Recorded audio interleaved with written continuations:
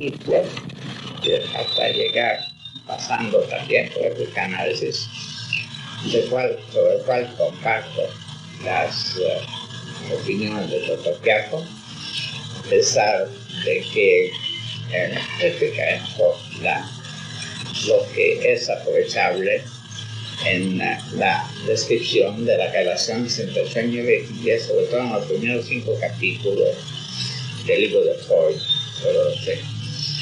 Pero evidentemente la parte simbólica está muy y toda la concepción, como ha dicho el doctor Piaco, como acaba de decir, es reductiva, como también reductiva es, a pesar de su buena voluntad, la de Jung, que es menos reductiva, pero lo es. ¿Cómo hacer una introducción a una experiencia que es común a todos ustedes? Yo he pensado en eso y he pensado en contarle la aventura de mi experiencia.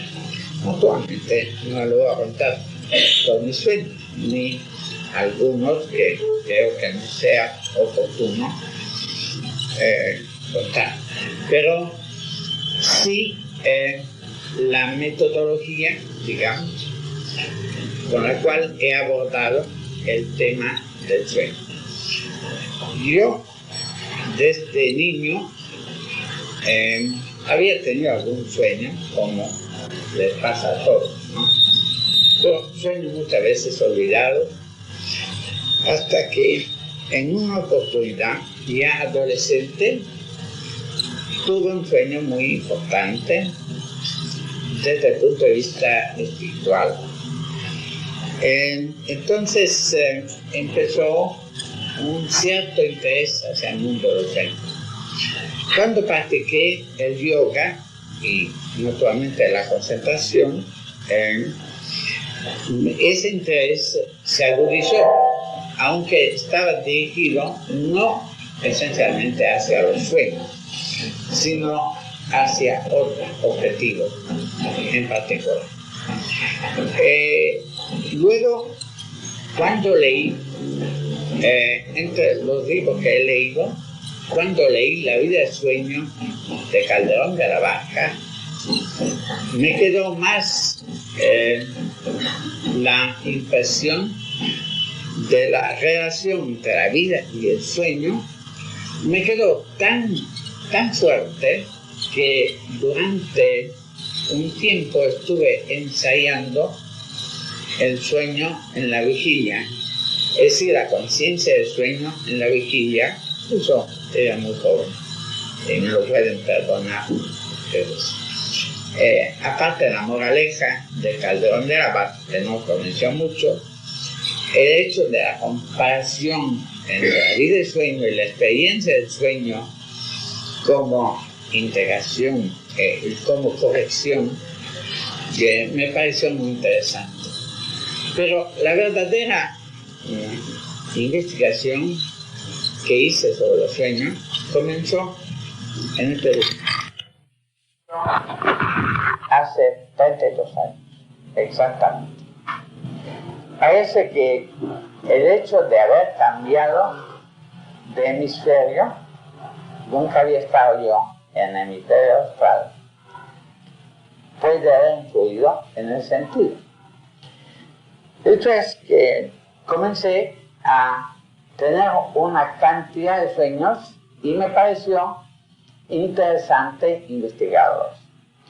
El método que usé para investigarlo, como estaba acostumbrado a la concentración yoga, fue en función de lo que yo quería alcanzar, o sea, comprender ese mundo que se presenta como caótico, como laberíntico, como dice William James, como el pensamiento de un loco, y ver si en ese caos se podía encontrar un orden, se podía aprender algo. Entonces, para hacer las cosas, entre mi vocación de orientalista Y la parte de cultura occidental, de formación occidental que tenía también la idea de que era necesario hacer una experiencia, en cierta manera, seria, completa y disciplinada, una disciplina, para ver lo que podía yo sacar de los sueños que a partir de cuando llegué al Perú se fueron amontonando. Noten que una cosa muy rara me pasó en el norte de Italia, cuando los nazis ocuparon el territorio de Italia, y yo fui presa de la Gestapo al final, felizmente para mí. Cuando me anunciaron que me iban a fusilar, no tuve ningún sueño, ninguno. Y cuando me anunciaron que me iban a deportar a los campos de concentración, tampoco, no tuve ningún sueño. Solamente lo que sentía yo en la cárcel era que el sueño me liberaba, que yo salía de la cárcel.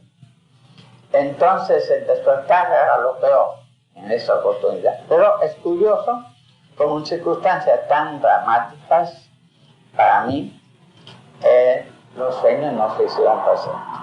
Mientras acá, en el Perú, fue una verdadera lluvia de sueños, tanto que pensé que era necesario que yo hiciera un estudio y viera un poco lo que había en todo eso. Para hacer eso, comencé en el año 46 a hacer un resumen. Cuando llegué, fue especialmente al año 46, a hacer un resumen de algunos sueños anteriores que recordaba. Y después empecé a escribir, a anotar los sueños. Tengo una cantidad de cajones llenos de cuadernos de tamaño muy grande, a donde yo lo anotaba en principio absolutamente todo, sea los sueños simbólicos que los no simbólicos. Y entonces, en principio, existía una cierta confusión, por lo cual yo pensaba que tenía que seguir un método. Pero en el mismo sueño yo recibía unas incitaciones a seguir en esa investigación. Bueno, y a veces hasta unas alabanzas, de algunas de ellas no puedo hablar, puesto que son de carácter un poco específico y especial, relacionado con determinadas. Pero, por ejemplo, en una oportunidad me califiqué de héroe de la 1001 noche.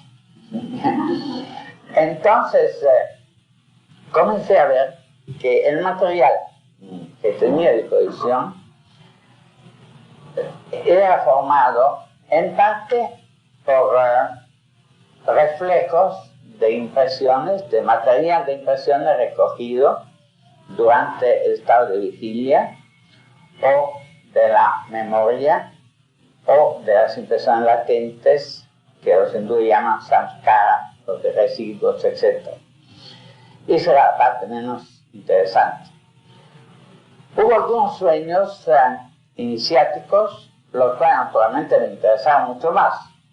Entonces, el método que yo usaba, y que aconsejaría a todos ustedes, si quieren entrar en ese mundo, es de que al despertar no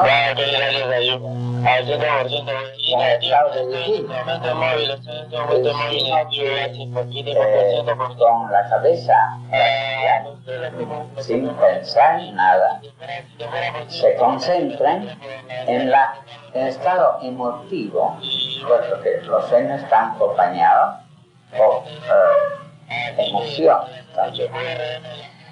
Y concentrándose en ese estado emotivo, por ejemplo, si ellos se han despertado de buen humor, de mal humor, etc., con preocupación, sin preocupación, etc., ellos ven aparecer como un rollo sus sueños, comenzando del último sueño hasta el sueño.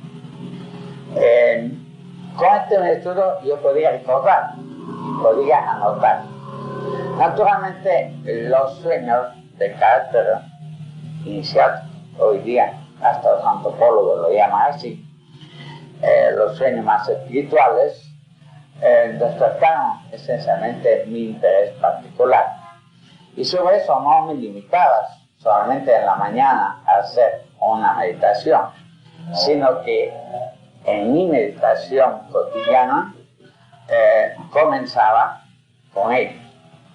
Alguna vez estuve varios tiempos, a veces algunos sueños todavía me han dado como una 10 o 15 versiones, pero nunca está agotado el símbolo.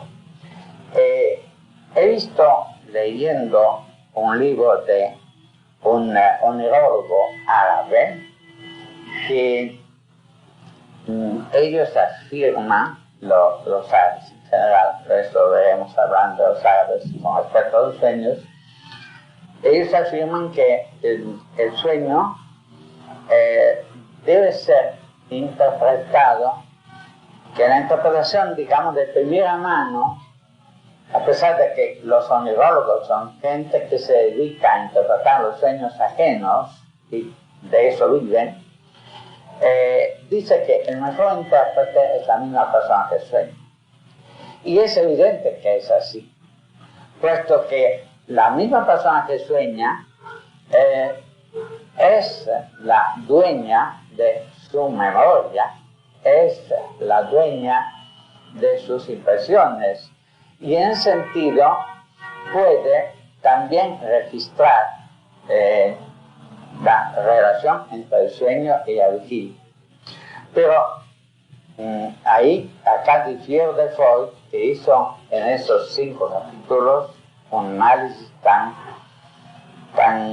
minuciosa sobre la relación entre el estado de vigilia y el estado de sueño. Hay un error que ha señalado muy bien Muhyiddin Ibn Arabi. El error consiste esencialmente en buscar el material en el estado de vigilia y quedarse en eso, decir, por eso he tenido el sueño tal, aunque sea con condensación y con censura, con todo lo demás. Pero eso no es el camino. Esencialmente, en los sueños simbólicos, dice Ibn Arabi, hay que levantar el símbolo. Levantar el símbolo significa darle dar cabida a todas las implicaciones que el símbolo tiene. Y para eso, lo que funciona no es la mentalidad lógica, sino la mentalidad analógica. Me han dicho recientemente que unos médicos norteamericanos han hecho una experiencia sobre el cerebro de algunos asiáticos y han notado cómo la zona izquierda del cerebro está, que es precisamente según ellos, aquella que se refiere al pensamiento analógico, está más desarrollada que la zona derecha, que según ellos se refiere al pensamiento lógico. Sin embargo, y tengo como testigo un psicólogo muy conocido, él sabe muy bien que yo no soy ningún mitómano,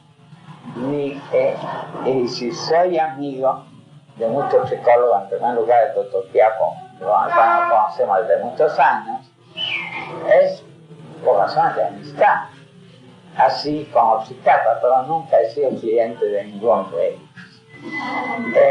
Entonces, he tenido siempre en la vida de vigilia los pies firmes en el suelo. Y por esa razón, a pesar de la técnica que al final voy a citar sobre la una cierta continuidad de conciencia que algunos yogas, como el yoga tibetano y el Nidra Yoga, buscan entre los distintos estados del ser humano, estados de conciencia. Nunca he perdido el sentido de la diferencia entre el estado de sueño y el estado de vigilia. Ahora bien, me encontré con una serie de problemas. En primer término, los sentidos están completamente inactivos, no están inactivos hacia adentro, pero están inactivos hacia afuera, porque no tienen el objeto, sus objetos propios. Tienen una actividad evocativa, tienen una actividad creativa, y eso veremos hablando del arte, se relaciona también un poco con el teatro, con las artes, con todas las artes. Se presentaban en el sueño varios problemas. En principio, problemas visuales, formas, colores de ambientes conocidos o no conocidos.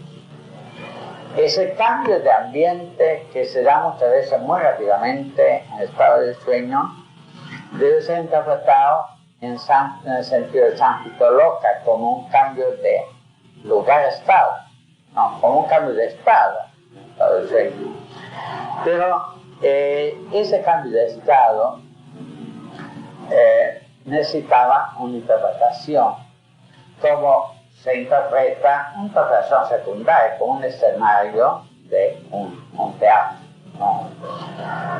Lo que más me preocupaba eran los personajes, que muchas veces eran personajes conocidos y su aparición francamente me resultaba difícil. Después de años de haberlo descubierto yo en mi experiencia, que una cosa muy importante en los sueños puede no ser la persona, sino el nombre de la persona, por su valor etimológico o por lo que evoca, aplicando también los criterios del Nirukta hindú, que funcionan mucho en los sueños. Yo comprendí que a partir de la aparición de una persona que yo había olvidado, que no había tenido ninguna importancia en mi vida, pero cuyo nombre evocaba el resplandor, que en la presencia de esa persona estaba en función del resplandor. Y yo leí en ese libro de ese onírólogo árabe, precisamente decía, cuando no hay otro recurso, fíjese en los nombres. ¿Por qué esto? Eso tiene también una explicación psicológica. Porque el lenguaje puede variar. El lenguaje varía, evidentemente, según la lengua se habla y también según el estado social que se habla, etc. Pero el lenguaje en el sueño se presenta ya en su valor simbólico. Entonces, en ese sentido, es la idea la que cuenta más del lenguaje. Y el sentido interno, que es aquel que dirige el proceso del sueño, en principio, el sentido interno sugiere la interpretación, sobre todo al despertar, cuando nos fija, por ejemplo, una imagen. Yo estoy hablando de las impresiones visuales, ¿no? Por ejemplo, las impresiones visuales pueden volver a ser tan concretas en la impresión del soñador que se puede hasta notar cierto detalle, como el pliegue de un vestido, o como el detalle de un color, o como otros detalles que llaman la atención.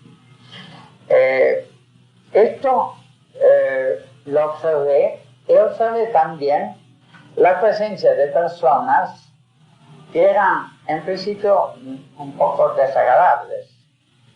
en el sueño personas que estaban pintadas de rojo o pintadas de azafrán, como en la India, en la celebración de la primavera. Y esos personajes, sin embargo, siempre tenían que decirme algo interesante. Luego, personajes estrafalarios con los cuales yo discutía. Y desgraciadamente, mi discusión se basaba en mi conocimiento de vigilia. Entonces, ¿qué pasaba? Que yo discutía, por ejemplo, sobre un nombre etimológicamente. Y el otro me decía otra cosa, yo encontraba que eso era absurdo. Esta cosa absurda, cuando pude retener algo, precisamente mi huella de la vigilia me impedía de darle la importancia de vida, era mucho más profunda y mucho más significativa de lo que yo había pensado. Era una época en que yo pensaba que ya desde mucho tiempo, que lo que había aprendido en el colegio no servía para nada. Después tuve que adoptar un criterio intermedio y aplicar también en algunos casos, en los casos auditivos, de palabras o frases que leía en el sueño o que se me decían, un criterio diferente, totalmente diferente. Le voy a decir que eso fue quizá el aspecto más interesante, aunque la visión en el sueño, yo no hablo acá en este momento de sueños premonitorios, los cuales se presentaron después, sea simbólicamente, sea en forma más directa, ni de la telepatía, de los sueños telepáticos, los cuales son comunes también a todo el mundo en algún momento de la vida, sino esencialmente de la enseñanza que yo recibía acerca de la vida del sueño. Lo que me permitió, cuando ese material comenzó a crecer, poner un poco de orden. Le voy a dar un ejemplo. Y yo, por ejemplo, de noche me despertaba con recuerdos de un sueño inmediato, a las 2 o 3 de la mañana. Lo que hacía era tomar apunte inmediatamente para poder después ponerlo por escrito y poderlo meditar después. Este apuro de recoger el material me fue reprochado en el sueño mismo. Pues en el sueño me veía yo en un cuarto de un castillo de Montserrat, donde pasaba muchos meses del año, los meses de verano, de otoño, y ahí me vi cerca de la ventana, a donde había unos pájaros. Yo quería coger uno de ellos y tenía tanta prisa que lo estropeaba. Al despertarme comprendí que eso hacía con los sueños. Tenía demasiada prisa de registrarlo, entonces los estropeaba. Por esta razón, empecé a adoptar una disciplina un poco más discreta. Uno de los problemas que se me presentó, a pesar de las incitaciones y de las alabanzas para el trabajo que estaba haciendo y de los resultados positivos pues, que ya había obtenido en ese campo, fue aquel de descifrar ciertas frases, sea leídas, sea oídas, que tenían un carácter oracular, un carácter crítico. La dificultad ahí consistía en a ver si podía yo, con la ayuda de mi biblioteca, los libros de mitología, por ejemplo, los libros sobre símbolos, etcétera, encontrar una solución, o si tenía que aplicar los sistemas de la clave que nosotros usábamos durante la resistencia. A veces me sirvieron también estos sistemas. Y hasta los sistemas escolares me sirvieron.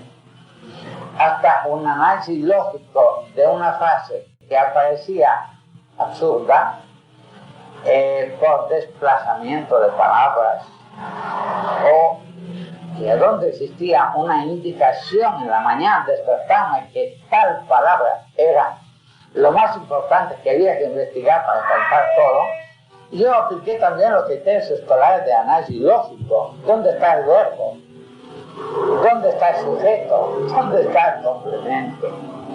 Esos criterios escolares me sirvieron para descifrar algunos de esos mensajes. Otros los descifré con sistemas de la clave, porque eran en realidad mensajes cifrados.